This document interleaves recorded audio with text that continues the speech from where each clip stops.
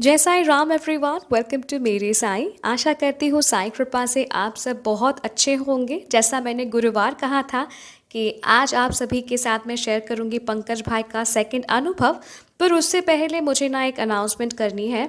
मैंने कुछ दिन पहले एक अनुभव अपलोड किया था, एपिसोड 122 बाबा क्योर्ड सेरेब्रल पॉल्सी। ये वाला अनुभव मैंने अपलोड किया था और ये अनुभव ध्वनि का है। ध्वनि, अगर आप ये अनुभव सुन रहे हैं तो प्लीज़ ध्यान से सुनिए। बाबा क्योर सेरिब्रल पॉल्सी एपिसोड 122 ध्वनि का है।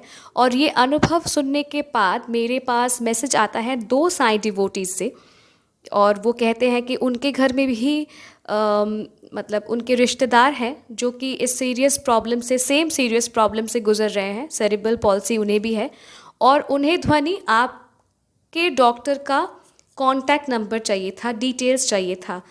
ध्वनि, अगर आप सुन रहे हैं ये अनुभव, प्लीज़ मुझे मेरे व्हाट्सएप नंबर में कांटेक्ट कीजिए, क्योंकि वो साईं डिवोटीज़ चाहते हैं कि आप जिस डॉक्टर को देखकर क्योर हो चुके हैं, ठीक है, मे बी साईं भी चाहते हैं कि ये डिवोटी के घर में भी जो रिश्तेदार हैं वो भी उन डॉक्टर के पास जाके क्योर हो जाए। सो ध्वनि, अगर आप ये अनुभव सुन रहे हैं, प्लीज़ मुझे मेरे व्हाट्सएप पे एक बार कांटेक्ट कीजिए ताकि मैं उन सारी डिवोटीज़ को डॉक्टर के बारे में फर्दर बता सकूं। ठीक है ध्वनि, अगर आप प्लीज़ सुन रहे हैं, प्लीज़ प्लीज़ प्लीज़ मुझे मेरे व्हाट्सएप पे कांटेक्ट कीजिए। ओके, आज सुनाऊंगी पंकज भाई का सेकंड अनुभव। तो इतने सारे अनुभव मैं आप सभी को सुना चुकी हूँ, और जब भी कोई शिरडी वाला अनुभव होता है ना कि भक्त शिरडी जा रहे हैं, बाबा ने शिरडी बुलाया है, तो होता यही है कि बाबा ने अगर आपको शिरडी बुला लिया ना, तो किसी में दम नहीं है कि आपको रोक सके। ठीक है, तो पंकज भाई ने क्या किया था, मन ही मन संकल्प लिया था कि वो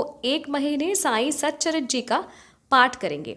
तो 18 नवंबर वो सच्चरित्र जी का पाठ शुरू करते हैं और 18 दिसंबर पाठ खत्म करते हैं। ठीक है, इस बीच एक दिन वो बहुत परेशान थे और वो ना साईं से कहते हैं कि पिताश्री मालिक, मतलब पंकज भाई साईं बाबा को प्यार से पिताश्री मालिक बुलाते हैं।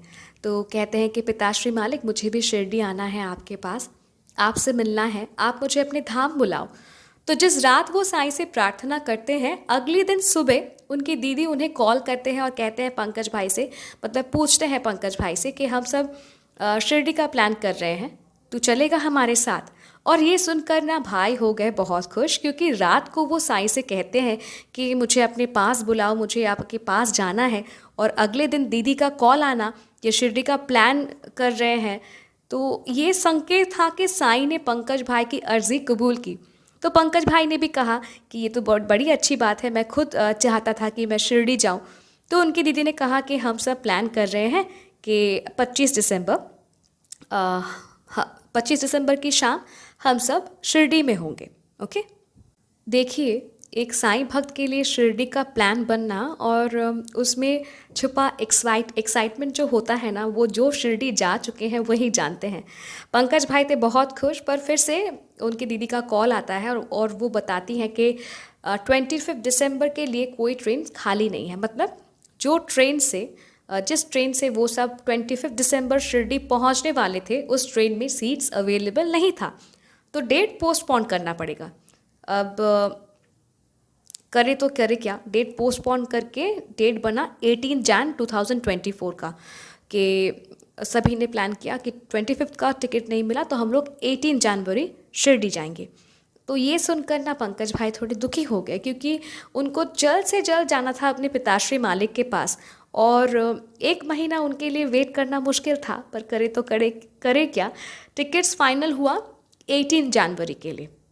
अब भाई जो हैं वो कैलेंडर देख रहे थे कि 18 जन साईं ने डिसाइड किया हमें शिरडी बुलाने के लिए। लेकिन 18 जन क्यों, 25 दिसंबर तो अच्छा था, हम और आगे पहले बाबा से मिलते। तो वो ना कैलेंडर को गौर से देख रहे थे और वो नोटिस करते हैं कि उन्होंने 18 नवंबर को सच्चरित्र जी का पारायण शुरू किया था और 18 दिसंबर को ख़त्म। तो उन्हें लगा, मतलब ये उनका थिंकिंग था, उनका नज़रिया था कि 18th डेट को साईं इम्पोर्टेंस दे रहे हैं, क्योंकि साईं ने उनका 1 महीने का जो पारायण था वो स्वीकार किया, और इसीलिए 18 जनवरी को साईं बाबा ने डिसाइड किया कि Pankaj along with family Shirdi आएंगे। ठीक है, ये उनका मतलब वे ऑफ थिंकिंग था। तो 18 जनवरी 2:05 में था उनका train Kopargaon express Howrah station से। अब पिछले वीडियो में आप सब सुन चुके हैं कि वो अलग फ्लैट में रहते हैं उल्टोडांगा में। तो वो अपना बैग वगैरह सब पैक करके टाइम से पहुंच जाते हैं अपने घर, जहां उनके फैमिली मेम्बर्स रहते हैं मानिकतला में। वहाँ सभी तैयार थे, उनकी माँ, भाभी के पेरेंट्स, पर उनको उनके पापा नहीं दिखे। तो वो पूछते हैं अपनी मम्मी से कि पापा कहाँ गए। तो उन्हें पता चला कि कुछ इम्पोर्टेंट सामान लेने के लिए वो दुकान गए हैं और उनके पापा घर लौटते हैं 1:30 बजे। और पंकज भाई बहुत नाराज़ हो जाते हैं कि 2:05 पे ट्रेन है, घर में ही आप लोग सब 1:30 बजा देते हो, तो ट्रेन छूट जाएगी, हम लोग टाइम से स्टेशन पहुंच नहीं पाएंगे। तो एनीवेज वो कैब बुक करते हैं और पहले साईं से कहते हैं कि साईं ट्रेन छूटनी नहीं चाहिए बाबा। और फिर कैब वाले भैया को कहते हैं कि 2 बजे तक हमें ना आप हावड़ा स्टेशन पहुंचा दो। तो ये सुनकर ड्राइवर भी सरप्राइज थे, क्योंकि मानिकतला से हावड़ा स्टेशन का डिस्टेंस 4 to 4.8 किलोमीटर्स, लगभग 25 से आधा घंटा का रास्ता, ऊपर से कोलकाता का ट्रैफिक। जो ड्राइवर बहुत सरप्राइज थे कि मानिकतला से हावड़ा स्टेशन में 2 बजे, मतलब एक्यूरेट 2 बजे तक मैं कैसे पहुंचा हूँ, जब इनका ट्रेन 2:05 में है। और वो कहते भी है कि पता नहीं आप लोग भैया कैसे 2 बजे तक स्टेशन पहुंचोगे, क्योंकि बीच में बड़ा बाज़ार का एरिया आता है। ठीक है, और बड़ा बाज़ार का भीड़ आप सब अंदाज़ा लगा सकते हैं। ओके, तो क्या हुआ ना, पंकज भाई अपनी फैमिली के साथ गाड़ी में बैठते हैं और स्पेशली पंकज भाई बाबा से कहते हैं कि इस खास दिन का इंतज़ार मैं बहुत दिन से कर रहा हूँ बाबा, मुझे आपसे मिलना है, मुझे आपके पास आना है। तो या तो आप हम सभी को टाइम से स्टेशन पहुंचा दो, नहीं तो आप ट्रेन लेट करवा दो। ठीक है। वो बताते हैं कि उस दिन बड़ा बाज़ार एरिया में बिल्कुल भी भीड़ नहीं था, रास्ता पूरा खाली था और एग्जैक्ट 2 बजे वो सब हावड़ा पहुंचते हैं और हाथ में था सिर्फ 5 मिनट, मतलब ट्रेन प्लेटफॉर्म में थी, 5 मिनट बाद वो हावड़ा से रवाना होने वाली थी। ठीक है, तो सब दौड़ते भागते प्लेटफॉर्म तक पहुंचते हैं, अपने कंपार्टमेंट में चढ़ते हैं और ट्रेन चलना स्टार्ट होता है। ठीक है, कितना रिस्की था इन लोग का ट्रिप। पंकज भाई की जो दीदी है ना, दीदी और जीजू, मतलब उन्हीं ने तो प्लान किया था शिरडी ट्रिप। तो वो अपने घर से हावड़ा स्टेशन आ रहे थे, पर कंपार्टमेंट में जब नहीं दिखे तो पंकज भाई ने उन्हें कॉल किया कि आप दोनों कहाँ हो।